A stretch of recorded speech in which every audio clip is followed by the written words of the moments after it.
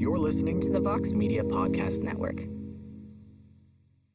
We're about to officially eclipse the halfway mark of the UFC's ongoing trip to Abu Dhabi tomorrow night with UFC Fight Island 5 with an excellent main event that could answer some questions in a very interesting 135-pound title picture. With that, we welcome you to the UFC Fight Island 5 preview show for MMAfighting.com. I am Mike Heck, being joined by our boots on the ground in Abu Dhabi, Jose Youngs, and the Prince of Positivity, big fan of jet skis, Alex K. Lee. Jose, Marlon Moraes versus Cory Sandhagen, the main event tomorrow night at 135 pounds. This is one of those headliners that has been universally praised since it became official, and we didn't get your take on this, but we asked this question on Between the Links, so I am interested to get your stance on this. We have Petr Yan as the bantamweight champion. Aljamain Sterling is the number one contender in pretty much everybody's mind. But in the UFC's eyes, is he? That's an important question heading into this fight. So I ask you, kind sir, what do you feel is at stake in tomorrow night's main event? The winner gets to face TJ Dillashaw. That is what is at stake right now. I think Aljamain Sterling against Petr Yan. I think that makes the most sense, mostly because Aljamain and him have been going back and forth for so long. And Dana White has said Aljamain's most likely next, this and that. They have the history on Twitter. Like I said, and what Aljamain has going for them is Petr Yan said in his post-fight interview, he goes, Aljamain Sterling's probably next after Petr Yan defeated Jose Aldo. TJ Dillashaw is, of course, eligible to come back sometime in January. If Marlon gets to fight him or Cory Sandhagen gets to fight him, I think beating him is a lock to get another. They probably get. Actually, no. I think the winner of the TJ versus Marlon Cory Sandhagen fight is most likely would face the winner of Petr Yan Aljamain Sterling. Maybe they could even put it on the same card for all I care. But I think that's what's at stake. Unless Marlon Moraes just goes out there and like capoeira kicks Cory Sandhagen into the moon, or like Gogol Platas him, or some absurd move.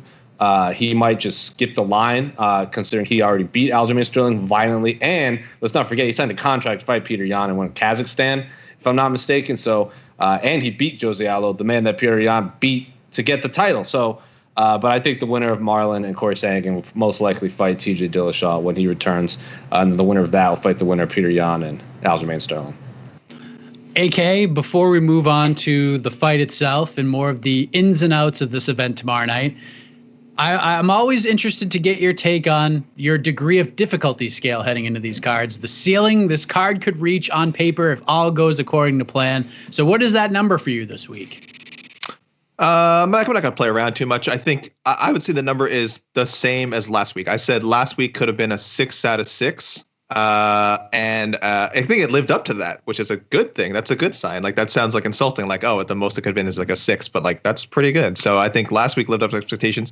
This week, I think the same, actually. I think you've got two compelling, a main event and a co-main event. And I think you've got some sneaky depth. I'd say in terms of name recognition, and might be even lower than last week, if that's possible. We were going over the card earlier, and a lot of fighters either making their debut or competing in the UFC for like the second time. But that's okay. Sometimes, this is how stars are made, and this is one of those classic cards where people will say, it was good. You didn't see it coming, just like that. Just like that. These kinds of cards always do. They always deliver when you don't expect it. So I won't go that far, but I will say my expectations are pretty low. With respect, so a 6. I think it could be a 6.0. That's the degree of difficulty, and if it nails that, it should be proud of that. And I think there's certainly the talent to do so. As far as the main event goes, AK, this is a really fun stylistic matchup. You got Marlon Moraes, who's the number one ranked 135-pounder. It's his first fight since the Jose Aldo fight, which a lot of people thought Jose Aldo won, but Moraes did get the split decision and in the winner's money. Cory Sandhagen lost to Jamal Emmers at LFA 5 in 2017, and then he went on a run off 7 straight wins before getting submitted in the first round by Aljamain Sterling at UFC 250. So he's looking to get back on track. So when you look at this fight, what sticks out to you as you try to break this one down in your mind? Well, I want to say first that we're talking about like guys leaping into the title picture. Of course, Aljamain Sterling should be the undisputed number one contender. And we said, what if Moraes beats him spectacular? But hey, what if Cory Sandhagen capoeira kicks him against that would be crazy. And I think that would get people going like, maybe Sandhagen is in the mix, and maybe that puts him back on the short list for it. And so I don't think that will happen. Not just the finish, but him leapfrogging either Moraes or Aljamain Sterling. But again, crazier things have happened. I'm saying be prepared for that. But on paper, it's so hard not to buy into this narrative that I think a lot of people have with Moraes now, that he's a very fast starter and can drag a little bit in later rounds. But it's a bet that he has made himself. I would say. I think people would agree. We saw it again a little bit in the Aldo fight, where I felt like maybe a fade a little bit in the third, and also definitely, of course, the Henry Cejudo fight where he started off gangbusters. Looked like he was going to blow Henry Cejudo out of the water and become the bantamweight champion. And Cejudo is just such a great fighter, so steely, outlasted him. So I think Sandhagen is gonna. I would imagine his camp would be going in with that same kind of game plan. I know he's an aggressive fighter. He's a fight finisher himself, but when you're dealing with a guy as talented as Moraes and as powerful as he is, you really don't want to go, tackle the bull like that head on. I think you want to be the matador. So I think that is what we are going to see, a more methodical approach, especially with how poorly things went for Sandhagen in his last fight. He just got blown out of the water by Aljamain Sterling. So I think we see a methodical approach. We see Moraes trying to take him out early. I'll save my pick for now while I think about it, while we go back to Jose possibly.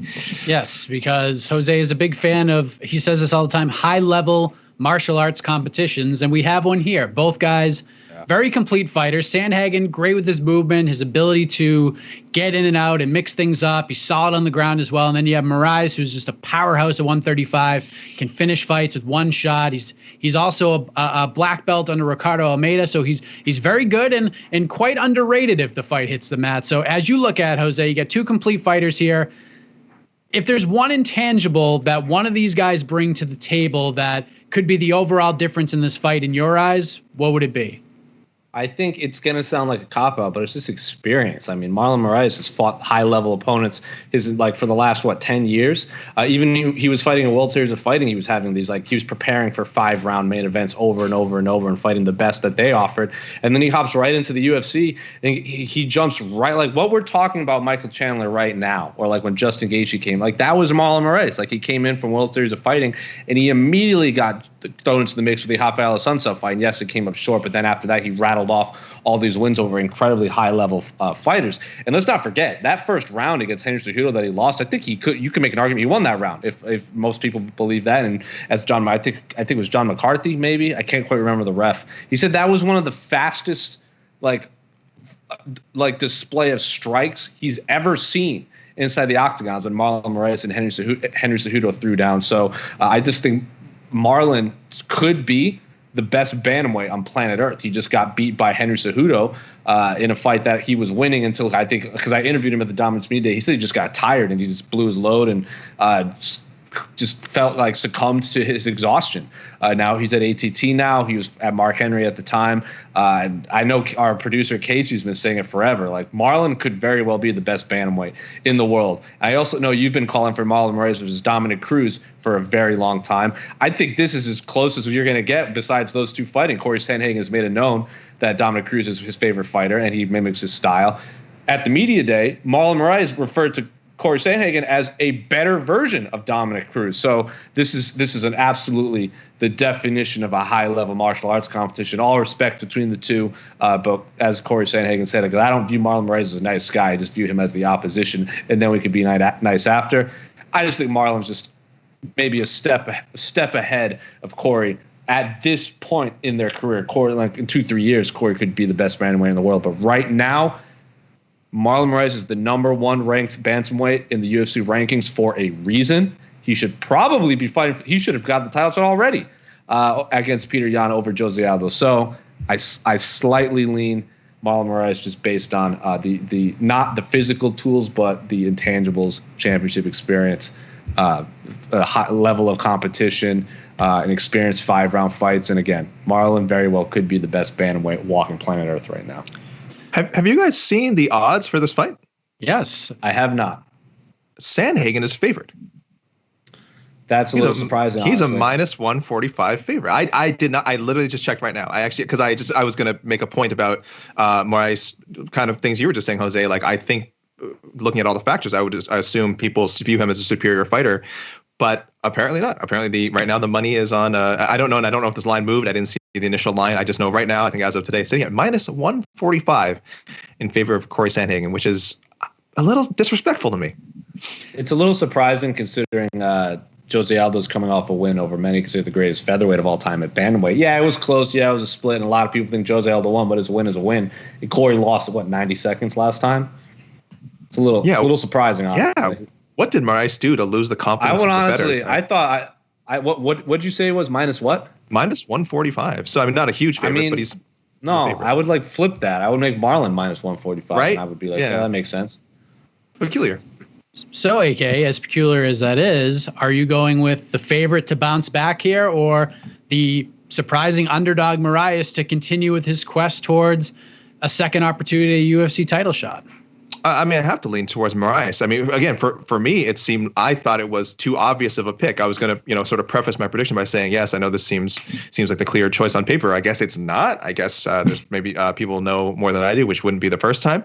But yeah, I think just skill for skill, as talented as Sandhagen is, again, as difficult as his style can be to deal with, I think Moraes is just so solid. I think he will get the finish early on. I guess that's sort of what would motivate that betting or favoring Sandhagen is if you think that Moraes is going to get the finish, of course, then if you think the fight will end inside the distance, then you think it's Moraes by finish, by knockout or submission, round 1 or round 2. If you think it's going to go the distance, then I guess you would be leaning towards Sandhagen. You feel like maybe he drops one of the opening 2 rounds, but over the course of 25 minutes, kind of outranges Moraes and frustrates him and maybe has a better gas tank. We don't know. So I'm kind of talking in my head why people pick Sandhagen, but I have to lean towards Moraes. I do think this won't go the distance. So if that's the case, then I'm going with the Magic Man to finish in. I'll say maybe the second, early in the third. Yeah, Jose is like in my brain right now, or maybe I'm in his, because I agree with everything he's saying, the experience. And for those of you who've been watching these preview shows over the last 6 or 7 months, you know that when it comes to fights like these, if I think they're very close, I always lean with experience because that means a lot to me. So I do lean Moraes here because of that slightly. Plus, I look at things kind of from a competitive standpoint when I'm making picks as well. Like the dog odds make this much more enticing to me. But you have to believe if this thing gets to rounds 4 and 5, that's when this fight's going to get really interesting. Moraes has to make his presence felt and gain that respect early, but not so much as to kind of blow himself out early in the fight either. Because if that happens, Sandhagen has this ability to just pick him apart for as long as he wants. So I will go with Marlon to earn a close decision in a fight where I think that when it's over, Sandhagen's going to have a lot of momentum, but I think the comeback's just going to come a little bit too late. That's kind of how I see this fight playing out. But sorry, Mike. The truck just sent me a screenshot of just one more thing from the typology from reader predictions.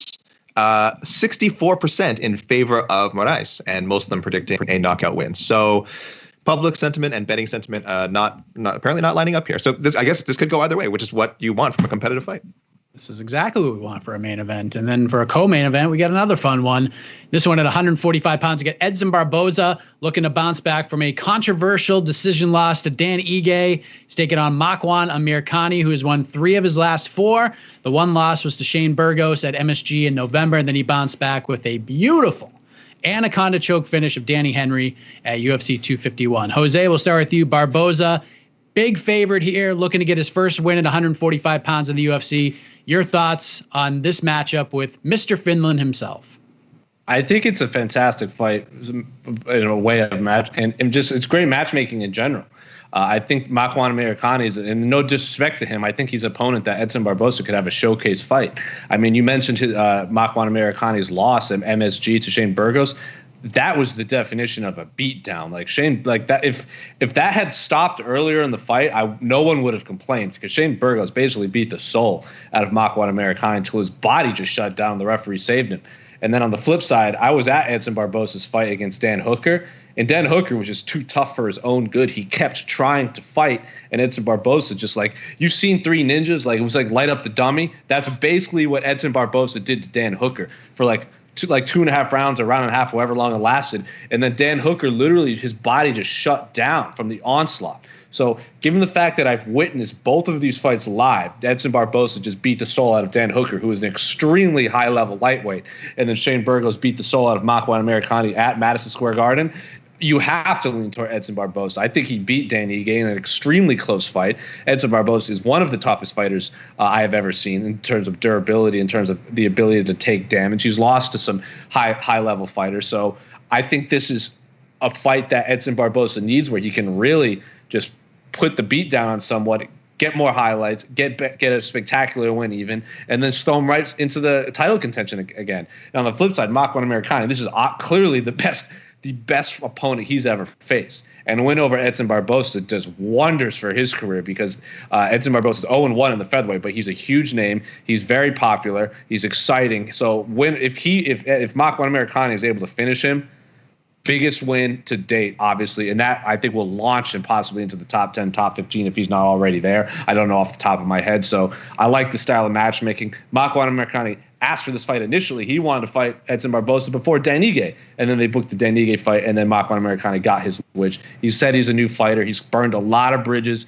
for people that are pulling him in the wrong directions and weren't looking out for his career. He's 100% focused on fighting again. If you watch his media day that I was at, he was very chilling. Kind of had that serial killer vibe to him, where he was just real soft spoken, no smiling, all business. Like he's ready to fight. So absolutely love this matchmaking, but I heavily favor Edson Barboza in this fight.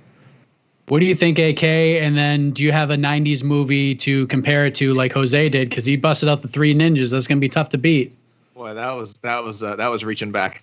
I like this matchup for Americani, because this is so much of what he needed to break through. This is a guy who has everything you would want in a star fighter. I mean, he's a great looking guy. His fights are usually very exciting.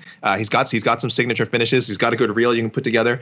Very comfortable with the media. No media shyness at all. That's for sure. He's not shy in the microphone. So he's got everything. He's stumbled in a couple of areas. For one, he's only fought once in the U.S. as the Shane Burgos fight, which unfortunately did not go his way. So for a lot of people who might have been like first time seeing him live in the United States, it's kind of like, oh well, what's the big deal with this guy?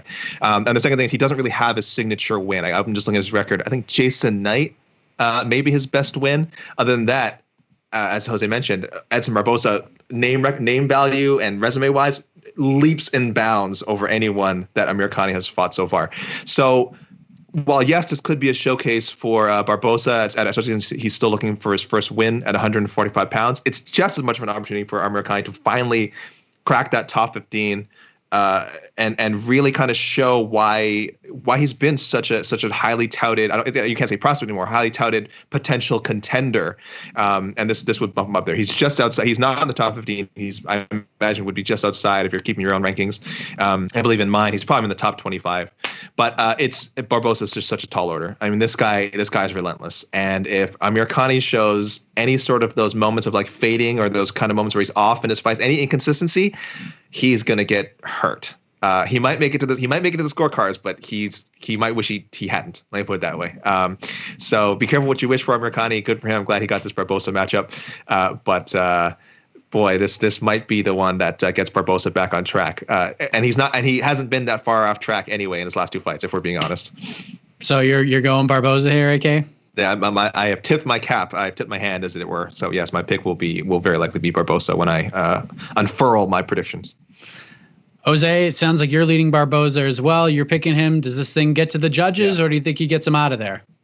No, I think in my mind, just like I said, the two fights, the Barboza Hooker fight and the Shane Burgos Americani fight, I don't think it's going to be like a flash knockout like when Barboza did to Beneil Dariush with that flying knee. I think it's going to be more one of those like an onslaught of hammers that Americani just succumbs to the punishment at some point. So TKO probably in the second half of round two. Yeah, I mean, this is a big opportunity for Americani, but I think, like Jose alluded to, this could be a big remember me kind of performance for Edson Barboza. I mean, take the current losing streak out of it. The strength of schedule is just not even on the same continent here. Like, Barboza has been in there with some of the best fighters on the planet. He's had some good wins along the way. The experience, the striking, his ground game is better than people give it credit for. He is a brown belt, but I think his advantage is on the feet, far away Americani's advantage on the ground. So I'll go with Edson. I think he gets it done, finishes in the second or third round, but big opportunity for both guys. Main card rounds out with Big Ben Rothwell versus Marcin Tybura. Marcus Perez welcomes former KSW multi-division champ Dricus Duplessis, something like that. Dricus Duplessis. There we go. Middleweight bout. You got that one. Tom Aspinall versus Alan Baudot in a heavyweight scrap. And then the opening main card fight, Yusuf Zalal taking on the unbeaten UFC newcomer Aliyah Topuria. Sneaky good card here, gentlemen. But you know what time it is. It's under the radar time. Give love to those who need it. So, Jose, we'll start with you. What fight sticks out to you on tomorrow night's card that you believe could steal the show? Well, I always usually name 2 or 3, so I'll stick to just fighters in general. So I'll stick to that theme. Obviously, Dricus Duplessis is a extremely high-level fighter. He's got the KSW experience, he's got the K1 experience, he's got the UFC experience. So he's coming in like he's ranked 15-2. Prospect in middleweight, like it kind of. I'm not comparing him to Israel Adesanya in terms of like star power or fighting ability, but like he's coming in with an already built resume that if he strings 2 wins together, 2-3 wins, he's top 15 already. And he said that at the media day, like if he wins a couple, he's in that top 15. Then he'll start calling out fighters, especially with how the bottom of the middleweight division is. It's kind of clustered with like the Ian Heinishes, the Omari Akhmedov fights, like fighters and like that, but the Brandon Allens of the world, like 2 wins, he could be thrown in there right away, and I wouldn't complain just because he's fought in some high-level fighters outside of the U.S. already. Of course, Giga Chikadze, I've been a big proponent of him. I think he's absolutely awesome. The problem is he doesn't have that big, spectacular win, stylistic-wise, that we all think he could. I have been calling for him to fight Edson Barboza ever since Edson Barboza dropped featherweight. It absolutely breaks my heart that they're on the same card and they're not fighting each other. So fingers crossed that fight happens. And, of course, Tracy Cortez is an Arizona girl.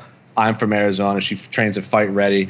She said it's been difficult, especially because our home state is one of the worst in terms of dealing with this pandemic, but she's making the best of it she can. She says she's, quote, doing prison workouts in like her backyard to stay in shape. So those 3 names I have circled, especially Giga Chikadze, because I think he's just absolutely fantastic fighter. I was a huge fan of him from his glory days. And if he gets a big spectacular win against Omar Morales, I think the sky's the limit in terms of his striking, especially his striking ability is just so fun to watch. I don't know if he'll ever be champion, but I think he's going to be one of these guys that he's going to be a must-see watcher moving forward.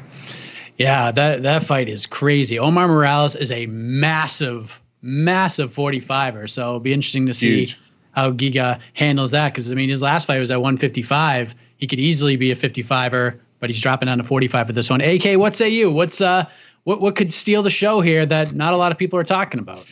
A lot of intrigue. Again, if we're looking at us outside of the main card, Impa Kasanganay and Joaquin Buckley. I mean, Buckley came out at like a wild man in his debut against Kevin Holland. Came in on short notice and just came in looking to make an immediate impact.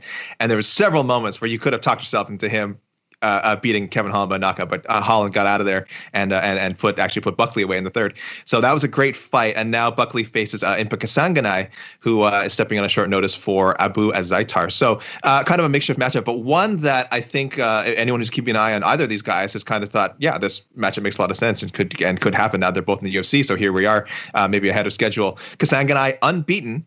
Kind of still looking for a signature moment in his career. There's nothing wrong with being a guy who wins decisions, especially when they're convincing. But, that's not always what the UFC is looking for. They want to see that highlight moment. I think this fight with Buckley could produce it, for better or worse.